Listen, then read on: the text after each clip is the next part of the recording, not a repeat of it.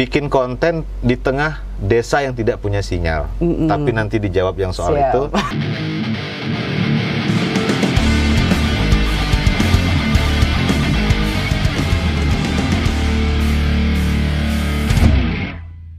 Halo, bertemu lagi dengan saya di ruang ngomong yang nyata-nyata aja. Hari ini saya sudah bersama YouTuber Lampung yang menurut saya agak istimewa. YouTuber ini karena dia tinggalnya bukan di tempat di kota, dan uniknya lagi perjuangan beliau ini untuk mendapatkan viewer dan membuat konten itu sangat luar biasa, karena di tengah ketiadaan sinyal provider yang ada di desanya, tapi dia bisa rutin untuk membuat konten-konten. Dan ini dia Andri Yadi, benar ya? Betul, Andri Yadi. Halo, apa kabar sih? Halo, apa kabar semua teman-teman DRB Channel Entertain ya Pak ya? Ya, saya seneng loh datang ke sini pas tadi siang, datang beneran nih bocah gitu kan, bener. Jadi ini menariknya adalah saya penasaran nih ya, dari postingan-postinganmu yang uploadanmu di YouTube, di TikTok, saya kulik tuh. Ada satu video yang menurut saya sangat menarik ya, bikin konten di tengah desa yang tidak punya sinyal. Tapi nanti dijawab yang soal Siap. itu. Saya pengen tahu sebelum jadi konten kreator, aktivitasmu apa sih? Aku cerita background aku. Sebenarnya lulusan aku tuh cuman SMP. Aku nggak sekolah tinggi. Dan tahun 2009, tepatnya di usia 17 tahun, aku merantau ke Jakarta. Oh, Jakarta? Iya, betul. Bawa ijazah SMP enggak? Bawa ijazah SMP. Ya. Dan saat itu masih imut-imut banget, umur 17 tahun. Ya. Kerja di sana sebagai pedagang kaki lima. Pedagang kaki lima. Jualan kebab keliling. Di mana? Kebab keliling? Iya, Jakarta. Kadang di Depok, kadang di Jakarta, kadang ke Tangerang. Jadi kayak muter-muter. Perjalanan waktu, alhamdulillah diangkat juga. Waktu itu pernah di satu perusahaan yang sama, alhamdulillah kerja di perusahaan yang sama selama 9 tahun. Tapi punya banyak pengalaman. Diangkat jadi office boy. Lalu jadi operasional, terus makin naik gitu ya. Terus general affair, accounting juga pernah, sampai terakhir itu kita dipercaya sebagai sales logistik yang menangani seluruh pengiriman Indonesia itu aku. Jadi wow, ini kayak teman-teman kalau inget nggak, satu menteri yang hanya lulusan SMP tapi dia bisa jadi menteri. Nah, saya mudah-mudahan kamu bisa juga, Andri, bisa lebih sukses seperti Bu Susi ya. Amin, Bu Susi. iya. Ya, terus berapa tahun ada di Jakarta? Dari 2009 sampai dengan 2021. 2021 itu kerja. Kapan bikin YouTube, bikin TikTok, kepikirannya gimana sih? Sebenarnya di sela-sela kerja. Jadi memang dulu tuh masih zamannya kayak kita main Facebook ya Pak ya. Karena kita kebetulan aku usianya juga udah 30 gitu. Jadi kayak mainnya tuh kayak zaman-zaman masih Facebook, belum kenal tuh yang namanya TikTok segala macam. Cuman karena tuntutan pekerjaan, kita kan sebagai sales tuh harus dituntut orang cari omset. Nah, jadi berpikirlah gimana caranya kita punya banyak omset. Nah, akhirnya terjunlah ke dunia yang namanya TikTok. Nah, dari situ kita mulai bikin TikTok. Awalnya malu-malu juga. Mindset kita juga TikTok itu adalah apaan sih? Aplikasi bocil gitu, aplikasi orang itu joget-joget nggak jelas, seksi gitu. Tapi dipelajari, ternyata ada segi bisnisnya yang ternyata ada peluangnya, benar banget. Dan alhamdulillah justru saat ini hidup dari situ. Oh ya, dari TikTok? Iya, dari TikTok. Nah, saya tuh kaget ya. Di Lampung saya banyak kenal YouTuber, kalau TikToker banyak lah, YouTuber, selebgram. Dan punyamu, Instagrammu itu sudah centang biru. Alhamdulillah. Kemudian YouTube-mu sudah 1 juta berapa sekarang? Subscribe 1.500.000 ada dan 2 ya? 1.200.000. 1.500.000 dan 1.200.000. Ini namanya wow, gitu kan? Wow, gitu kan? Nah, ini anak Lampung sebetulnya anak yang menekuni kegiatan ekonomi kreatif di bidang digital. Dia juga bisa berpenghasilan dari berjualan di TikTok dan dapat YouTube-nya sebulan sudah lumayan ya. Udah lumayan. Nggak usah disebutin lah. Alhamdulillah. Alhamdulillah bisa bantu orang tua lah. Iya betul. Gitu kan. Alhamdulillah. Nah, kenapa sih kontenmu itu lebih banyak menceritakan yang di desa loh? Jadi prinsipnya adalah sebenarnya banyak orang yang suka bertanya ke aku, Dri, gimana sih cara buat konten atau jadi konten creator itu? Banyak orang yang kebingungan harus mulai dari mana. Padahal sederhananya adalah dari kehidupan sehari-hari kita itu bisa menjadi konten. Karena di luaran sana itu banyak sekali orang-orang yang mungkin pengen tahu nih kehidupan desa itu seperti apa gitu. Orang-orang kota kan belum pernah mereka main ke sawah segala macam, nangkap ikan gitu. Mereka belum pernah. Jadi itu yang aku lakukan. Aku buat konten di kampung, aku menceritakan sesuatu hal yang ada di kampung, cari ikan, sampai kita ngerebus air nih, ngerebus air untuk diminum. Jadi konten. Jadi konten. Dan itu banyak yang lihat. Dan itu sampai jutaan orang yang nonton. Orang penasaran kan di kampung itu kalau ngerebus air itu ya bagaimana gitu ya. Saya ngeliat Andri itu cari ikan dengan warga menggunakan apa? Serok itu. Itu banyak juga loh. Banyak betul penontonnya sampai jutaan. Jadi ini beda dengan konten kreator lainnya. Banyak kan di konten kreator yang lainnya kan yang keren nih, menceritakan hal yang keren atau pamer harta, flexing ya, atau apa namanya? Menceritakan kehidupan mewah gitu kan. Tapi kamu justru menceritakan mengungkap fakta kegiatan anak-anak kampung itu seperti itu, anak-anak desa itu seperti itu. Betul banget. Nah, capaian yang ingin kamu capai itu gimana? Ekspektasimu gitu? Kalau aku sebenarnya sederhana. Aku pengen orang-orang di luar sana itu coba mengikuti jejak aku, karena nggak sedikit orang kadang-kadang yang namanya netizen ya mencibir tuh, apaan sih kontennya nggak jelas, apaan sih anak kampung kayak gini, terus kayak banyak hal yang tentu apa sih yang kamu dapat dari buat konten kayak gitu. Semakin dihantam netizen semakin semangat gitu. Semakin semangat, betul. Tapi satu hal yang perlu yang aku sampaikan bahwa Andriadi sampai ada di titik ini punya 3M followers, punya 1 juta followers di berbagai macam akun yang alhamdulillah sudah aku buktikan bahwa dengan kita membuat konten ini ada value yang benar-benar besar. Yang pada akhirnya aku diundang sama Bapak Denny itu sebuah value yang besar banget. Biasa aja sebenarnya. Nih, mungkin penasaran para penonton mungkin pengen tahu, kamu nih tinggal di mana sebenarnya? Aku tuh tinggal di desa pedalaman namanya Desa Bedeng Waikunang. Desa Bedeng Waikunang. Lampung Utara. Dan belum ada sinyal. Belum ada sinyal di sana. Cuma satu sinyal ya. Jadi kalau mau ngupload konten itu unik banget nih. Gimana cara kamu ngupload konten? Jadi aku kadang tuh buat rumah pohon.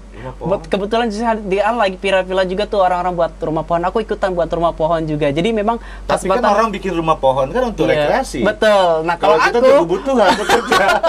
buat live streaming, buat upload konten itu di atas rumah pohon. Jadi kita benar-benar di rumah pohon. Naik ada pohon rambutan, kita buat rumah pohon. Jadi setiap malam, pagi, siang sama kayak orang kantoran. Iya, ngantornya di situ. Ngantornya di situ.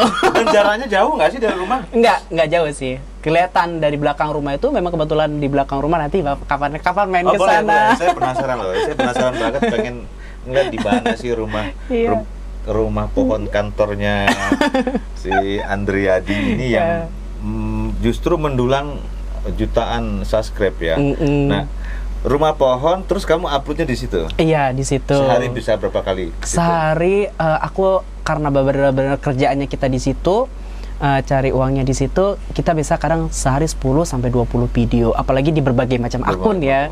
Dan setiap akun itu kita punya kategorinya masing-masing gitu. Ya. Dan akunnya unik nih. Kontennya unik. Semua orang desa itu menjadi pemain. Iya, betul.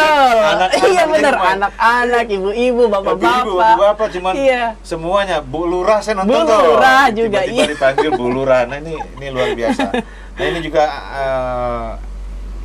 Anda itu sebetulnya menginspirasi anak-anak Lampung, menginspirasi anak-anak kampung yang pengen punya ekspektasi, pengen sukses, sekolah dia putus, tapi ini menjawab sebetulnya. Konten kreator itu bisa menjawab kesabaran ya, ketelatenan, justru membawa Andri itu bisa dikenal siapa-siapa, dan saya bangga banget gitu ketemu anak Lampung yang anak kampung, karena saya juga anak kampung yang sukses dalam hal digital gitu. Dan tadi saya bawa orang IT. Setelah kita cek YouTube-mu itu benar-benar kosong. Itu masih kosong banget ya, benar-benar. Memang betul-betul natural gitu. Natural, benar-benar natural. Sangat natural, dan penontonnya juga ribuan. Ini saya salut. Nah, kemudian tadi berapa jam ke sini? 3 jam perjalanan. 3 jam. Supirnya sampai ngebut banget. Aku mau ketemu sama DPRD Lampung, Pak. Nggak boleh telat nih. Iya. Padahal saya ada agenda hari ini ke Lombang Barat. Tapi saya senang Andri bisa datang ke sini, ke studio, ke rumah saya juga. Ya, kita bisa sharing cerita. Ya, mudah-mudahan ada semacam ekspektasi ke depan yang lebih bisa bikin Andri. Saya siap support gitu. Alhamdulillah. Saya siap support. Kamu butuh apa, kita siap support. Butuh tim juga kita siap. Saya siap untuk mensupport anak-anak Lampung. Amin, amin. Nanti saya pengen justru kamu saya collab dengan siapa gitu. Saya senang ngeliat kamu bisa sukses nantinya. Ya, ini benar-benar aku juga kayak benar-benar nggak nyangka ya bisa sampai di sini tuh benar-benar kayak mimpi gitu. Dan ngelihat Pak Denny baru pertama kali mampir ke sini aja, aku udah ngelihat nih sepak terjangnya tuh udah kelihatan. Jiwa sosialnya, Masya Allah. Amin. Gimana sih Pak, kayak dari sela-sela kesibukan masih ngurusin urusan hidup orang ya. Tadi aku lihat ada seorang anak yang gagal jantung. Bocor jantung. Sampai Bapak sibuk ngurusin sana sini untuk pengobatannya. Ya, itu apa sih yang Bapak pikirin sebenarnya? Saya sambil lihat handphone nih karena standby ya. Ini pasien lagi meminta dirujuk. Jadi tadi tuh ibu-ibu itu dia nggak punya uang, dia BPJS-nya nunggak, nggak, dendanya hampir 2 jutaan lebih, kemudian dia nggak bisa berobat. Dia udah keliling-keliling bagaimana meneruskan pengobatan anaknya. Dan tadi mereka hubungi saya langsung, saya nggak kenal siapa dia, tapi kenapa? Ucapanmu tadi, pertanyaanmu tadi kenapa? Sama dengan mau konsisten dan komitmen. Nah, saya konsisten terhadap janji politik saya dulu bahwa saya pengen mengobati warga yang sakit, yang nggak punya duit, warga miskin yang sedang sakit ingin saya obati. Nah, ya malam ini juga saya mungkin kalau mau ikut boleh ya, nanti. Saya pengen ikut, Saya pengen ngelihat pasien-pasien yang beberapa hari yang lalu itu masuk melalui rekomendasi saya, dan tadi yang pasien yang anak yang tidak mampu ini tadi berobat yang bocor jantung sekarang dalam perjalanan ke Abdul Muluk. Semoga, iya, sampai aku ngelihat benar-benar ngelihat anak sekecil itu kalau tanpa ditangani dengan serius, aku sendiri kayak ngelihatnya ya Allah. Ya, karena sampai ini namanya komitmen. Jadi komitmen itu adalah sebuah janji. Janji itu adalah hutang dan itu harus saya lunasi. Dan ini juga saya senang bisa ngobatin, dan lebih senang lagi kalau dia sehat. Saya nggak, istilahnya dibandingkan ini handphonemu, saya kasih ini sehat. Saya pilih sehat. Karena menurut saya itu luar biasa. Nggak semua bisa menyelamatkan manusia. Yang ada orang-orang itu justru memikirkan diri sendiri aja. Saya kalau mikirin diri sendiri aja ngapain?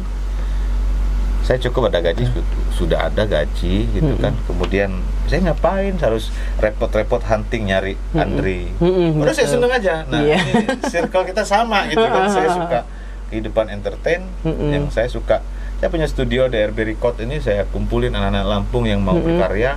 Saya fasilitasi audionya, saya fasilitasi perizinannya, saya fasilitasi video klipnya, biayain semuanya, kita upload. Dan persoalan naik atau tidak naiknya itu kan kehendak Yang Maha Kuasa. Ya, betul. Ada caranya. Nah, bagaimana dia bisa jadi YouTuber kalau nggak pernah memulai seperti Andri? Bagaimana dia mau jadi artis kalau nggak pernah memulai? Dia naruh ininya musiknya di YouTube dan platform musik. Gitu. Dan setiap hari saya, Andre, setiap hari itu saya tuh dihubungi warga untuk untuk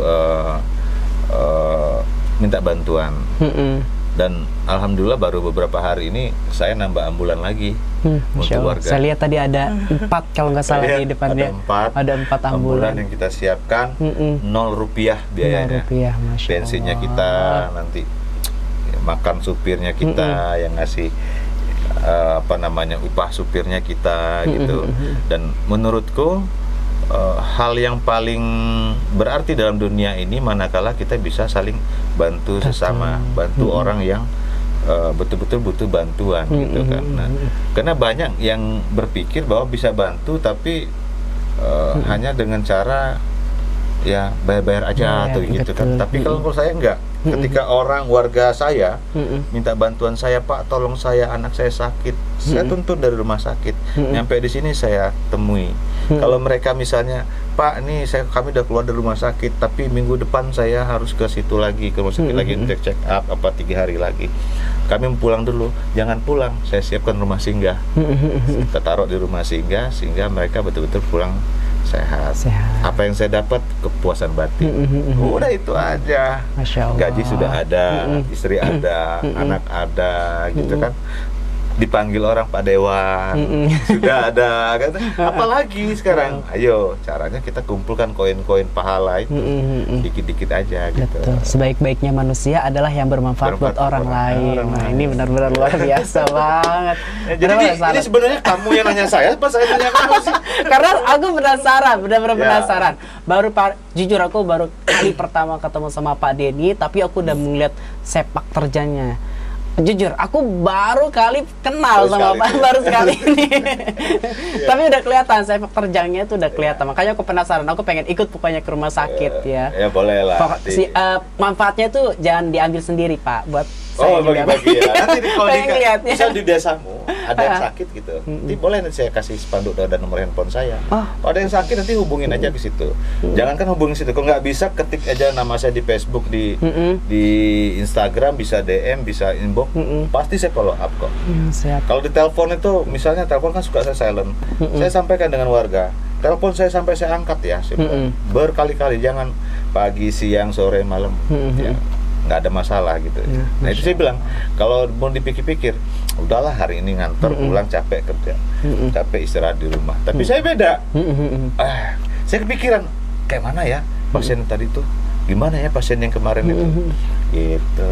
Jadi itu menarik. Betul. Ini yang nggak banyak orang tahu. Aku sangat berharap, berdoa mudah-mudahan video ini bisa naik. Dan pertemuan aku sama Pak Denny juga tadi kita sudah post, mudah-mudahan ini jadi wasilah orang-orang yang membutuhkan untuk berobat, biaya segala macam, bahwa ya inilah sebenarnya realita yang kita lihat, bahwa ada sosok Bapak Denny Ribowo yang benar-benar jiwa sosialnya, Masya Allah. Amin. Dan saya masih belajar sih, Andri, sebetulnya. Saya belajar bagaimana masih terus bisa bermanfaat sih. Makanya banyak warga yang telepon saya, WA saya, Pak, nyalon lagi nggak gitu. Ya kalau dibilang capek sih, tapi ini tanggung jawab kita dan demi kemanusiaan. Terus saya bilang saya nyalon lagi, saya bilang nomor berapa, Pak? Ya saya bilang nomor 2 lah. Dulu kan saya nomor 4. Nah artinya saya sampai dengan detik ini niat saya cuma itu, saya pengen bantu warga, terutama di dapil saya ya, Lampung Utara dan Kanan itu, yang sedang sakit, yang sedang kesakitan gitu. Banyak sih yang saya posting di Facebook saya tentang kegiatan-kegiatan sosial saya. Saya hanya mengasih sinyal aja, karena jargon saya kalau sakit hubungi saya ngasih sinyal, nih loh orangnya. Jadi saya posting, ini loh bapak ini sudah saya dampingi di Facebook. Memang narsis kata orang, silakan aja. Tapi saya butuh pembuktian gitu, bahwa ini loh pekerjaan saya selama ini.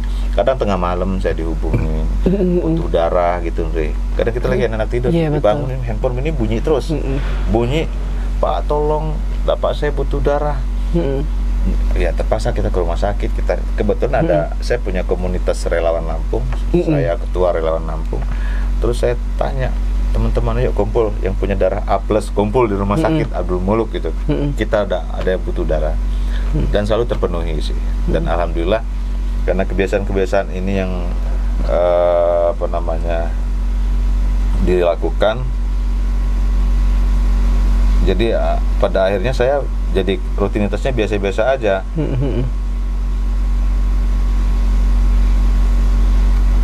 Ini minta ICU, sorry, bentar saya dia minta Masih ICU. sibuk guys.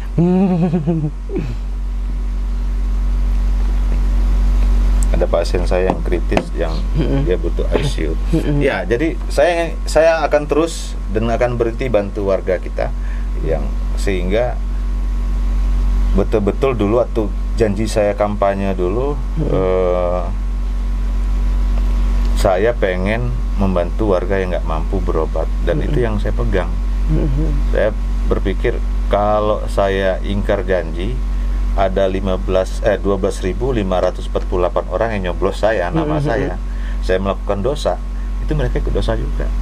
Betul. Dan kalau saya melakukan tindakan pekerjaan yang mengandung pahala, itu mereka dapat juga pahala. Nah itulah yang saya lakukan sekarang ini. Gitu. Itu cukup ya? Ya cukup. Ya. Benar-benar luar biasa banget. Insya Allah daging semua. Saya masih penasaran sebenarnya, tapi nanti saya coba saya pengen main tempatmu, karena kan kalau saya ke dapil, tempatmu juga dapilku juga, tapi saya nggak pernah masuk situ kan. Saya kurang nanti kapan-kapan saya mampir tempatmu. Sebenarnya ini ngomong yang nyata-nyata aja. Kita kulik dari awal tadi, ternyata dia ini seorang, saya baru tahu ternyata dia hanya lulusan SMP dan bisa sampai ke tahap ini gitu. Pesan saya terakhir, Andre, tetap rendah hati, tetap sederhana, tetap pakai peci. Ya, itu jadi ciri khasmu, jadi kontrolmu. Kemudian dan bantu orang tua. Siap. Terima kasih sudah bersama kami di Ngomong yang Nyata-Nyata Aja.